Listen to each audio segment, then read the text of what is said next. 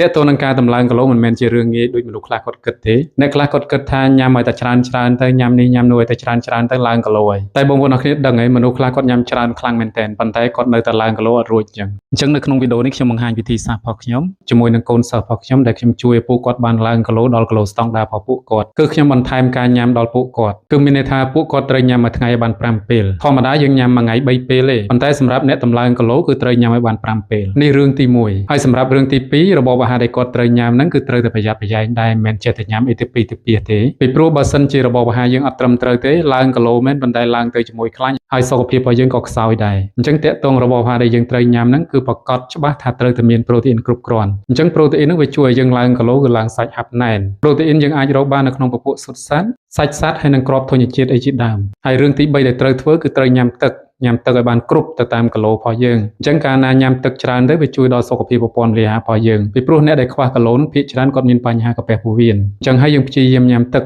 ដើម្បីជួយដល់ប្រព័ន្ធរាងរបស់យើងហើយចំណុចទី4សំខាន់មែនទែនគឺត្រូវគេងឲ្យបានគ្រប់គ្រាន់អញ្ចឹងរឿងទាំងអស់ហ្នឹងគឺសាមញ្ញទេបងប្អូនអរគ្នាអាចព្យាយាមអនុវត្តជាប្រចាំរាល់ថ្ងៃ